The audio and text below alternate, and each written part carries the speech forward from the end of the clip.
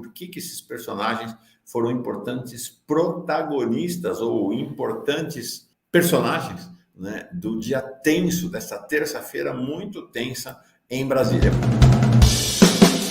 E primeiro, o comandante do Exército, general Thomas Paiva, que foi nessa, né? Que na segunda-feira, ontem nós tínhamos falado de que o Exército fez um inquérito e a resultante desse inquérito do Exército é que o grande culpado pelo 8 de janeiro é o governo Lula.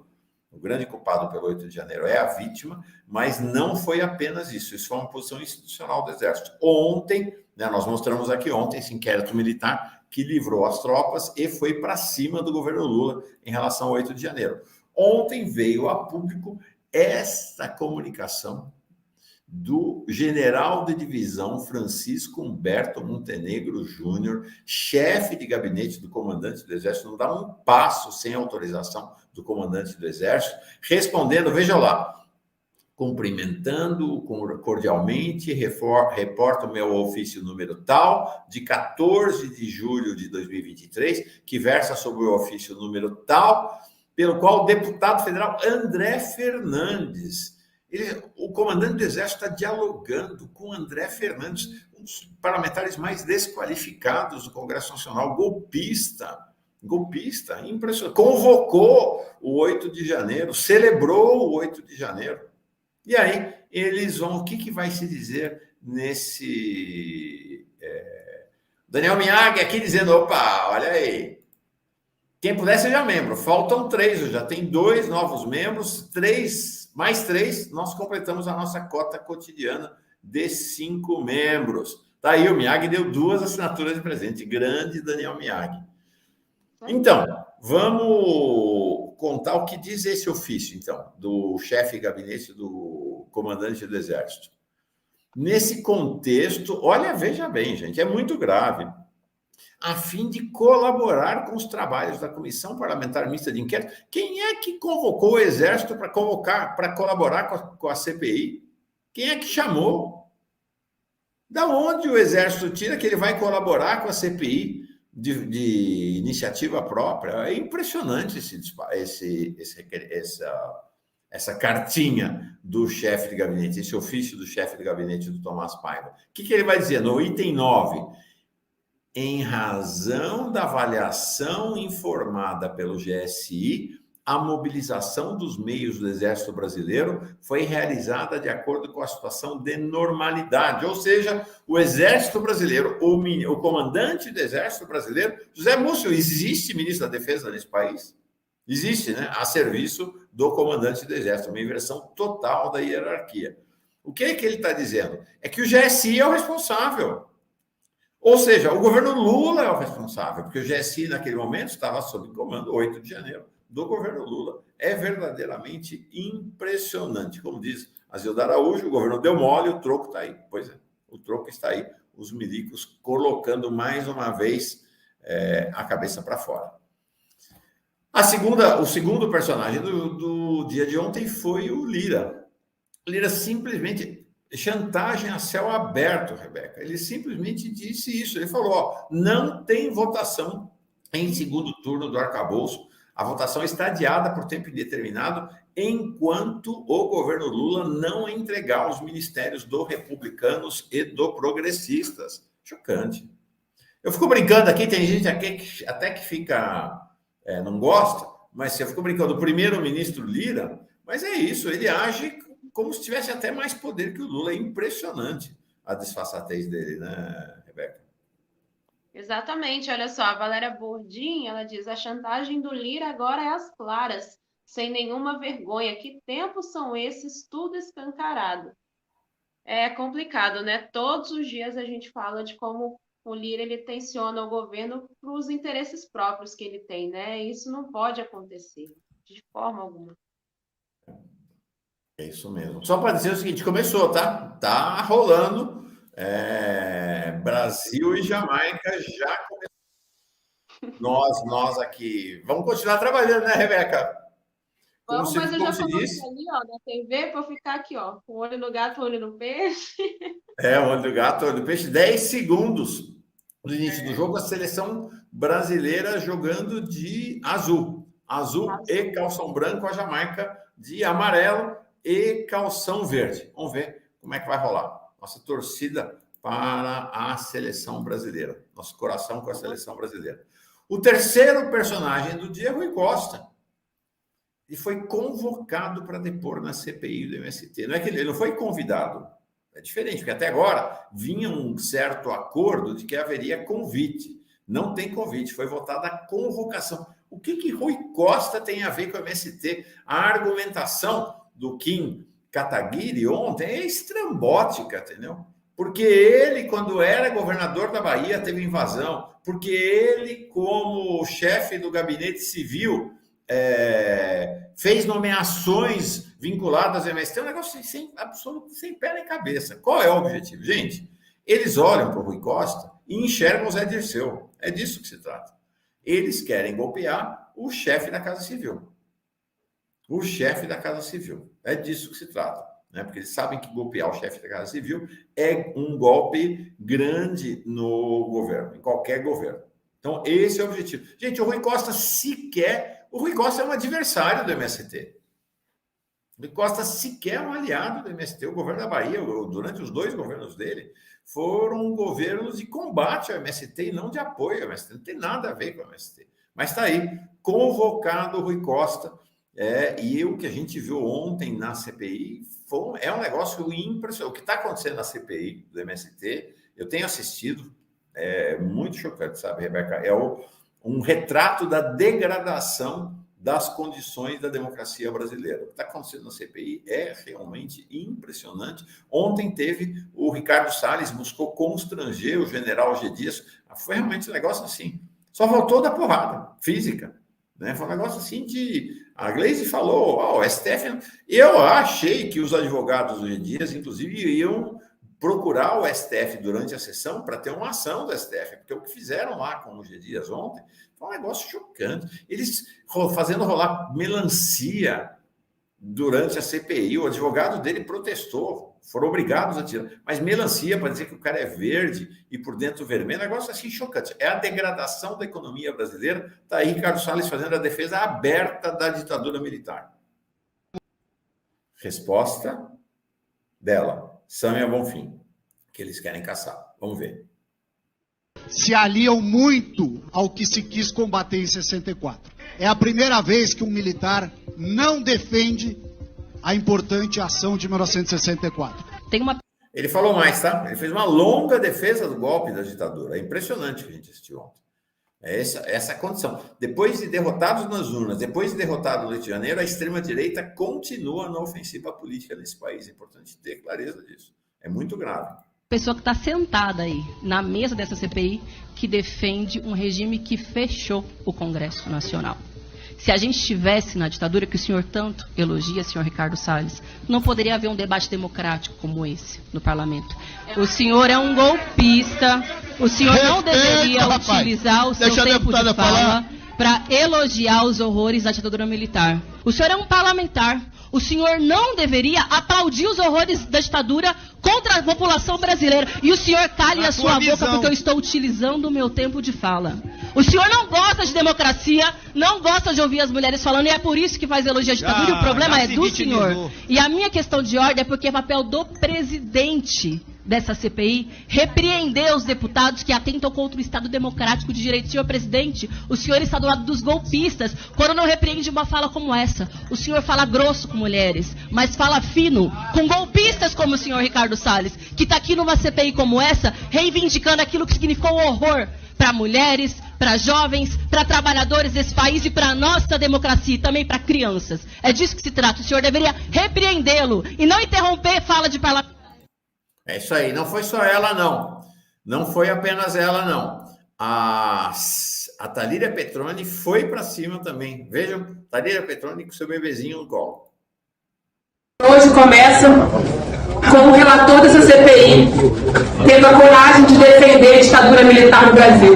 Eu sou neta de um homem que foi torturado e para o senhor estar sentado nessa cadeira rindo com deboche, muita gente lutou para garantir, ainda que frágil, este Estado democrático de direito. O senhor que é amigo de golpista e financiado por aqueles que também financiam o golpe, também para estar sentado aí, foi eleito, infelizmente, por voto popular, dentro desse sistema eleitoral, e defendeu um regime que enfiou ratos invadindo as mulheres, que provocou mortos e desaparecidos, que fechou inclusive esse Congresso Nacional por meio do AI-5, é no mínimo vergonhoso. Eu, por coincidência, estou aqui com meu menino no colo e pensar, como é que é, deputado? Ele mama, e essa hora da noite ele tem que se amamentar. Não sei se o senhor sabe o que é isso, porque eu não sei nem onde, se o senhor tem filho ou onde está o seu filho. Talvez com alguma mulher que está cuidando dele. Valéria Petroni, as mulheres fazendo confronto com os golpistas, com os homens golpistas na CPI do MST. Ambiente na CPI do MST realmente, olha, a situação da democracia brasileira é muito preocupante, Rebeca, muito preocupante. E as mulheres na linha de frente do combate, né?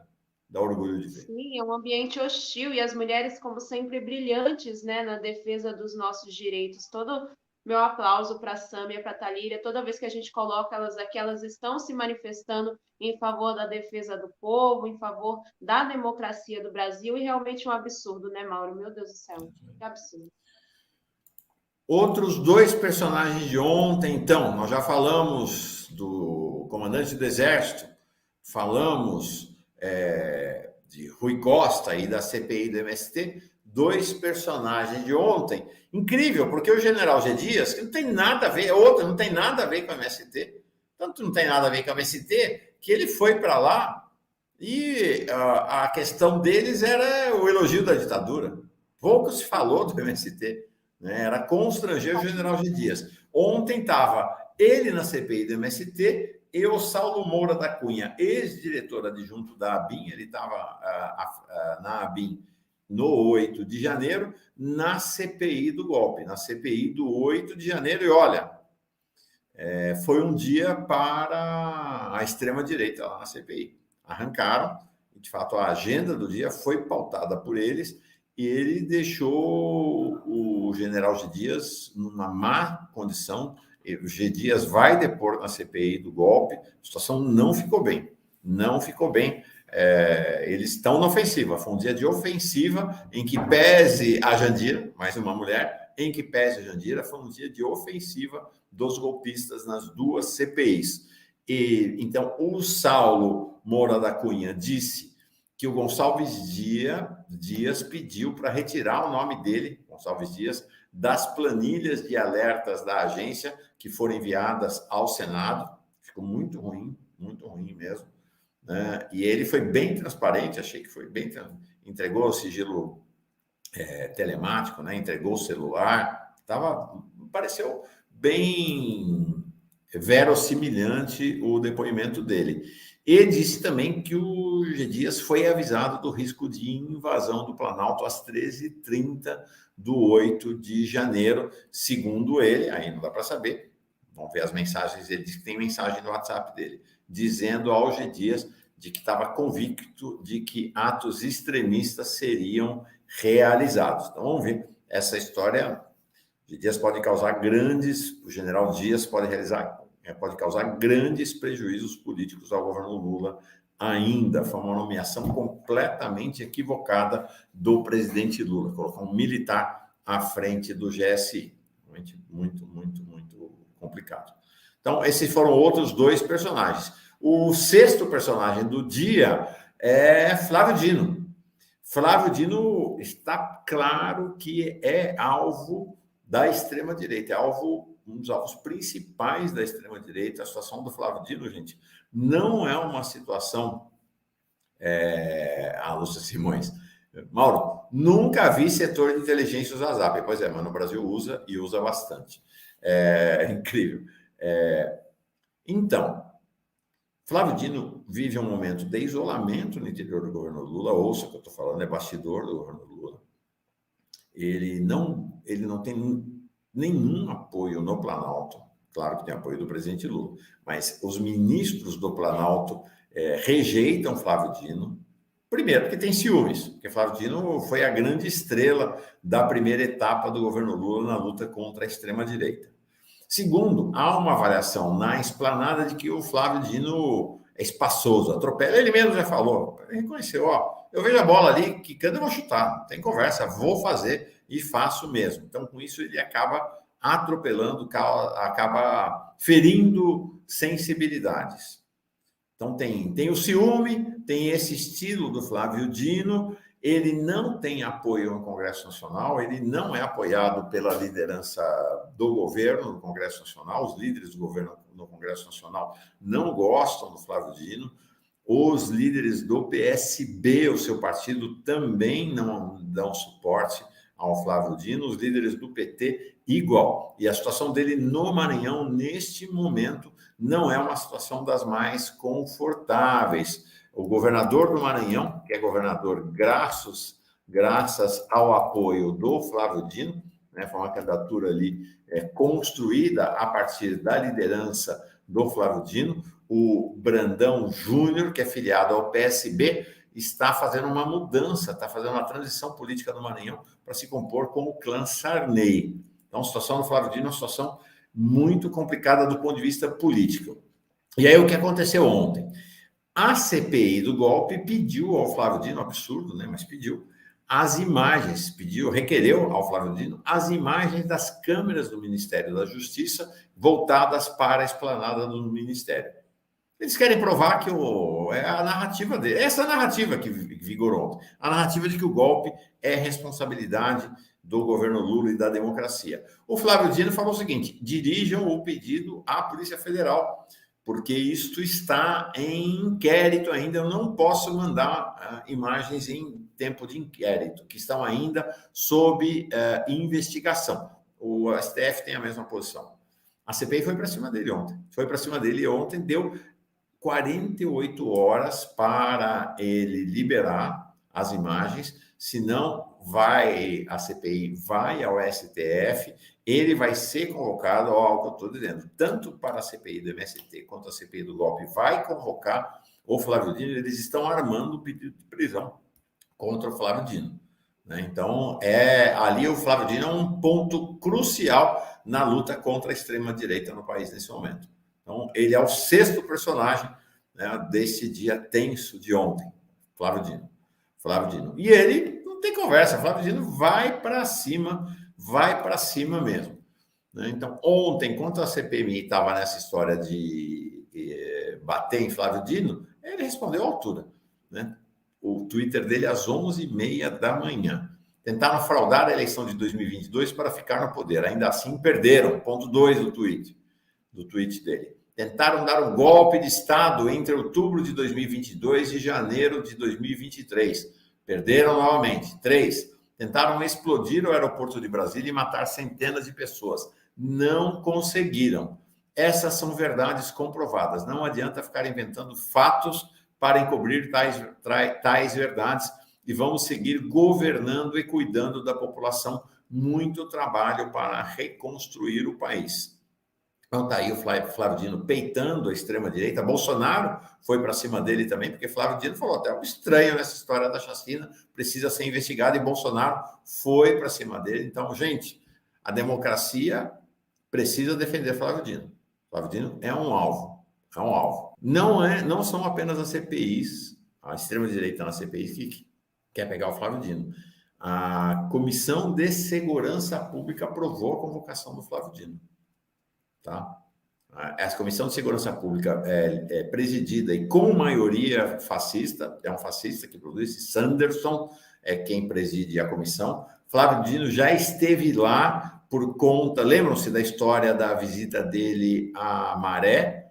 Já esteve lá, foi um dos momentos de grande confrontação em que ele humilhou os fascistas na CPMI, estão convocando. Por sinal, olha a situação do Congresso Nacional. Amanhã tem uma reunião desta CPI da Segurança Pública. Olha o título. Debate sobre as prisões ilegais do 8 de janeiro. Há uma ofensiva da extrema-direita no Congresso Nacional, nesse momento. E Flávio Dino é um dos grandes alvos. Está aí o ataque do Jair Bolsonaro anteontem ao Flávio Dino. ataque do Jair Bolsonaro a Flávio Dino. É isso aí, ele precisa ser defendido. No Brasil, ou nos Estados Unidos, como no Brasil, é muito interessante essa convergência, da luta política, do cenário da luta política das democracias contra os fascistas.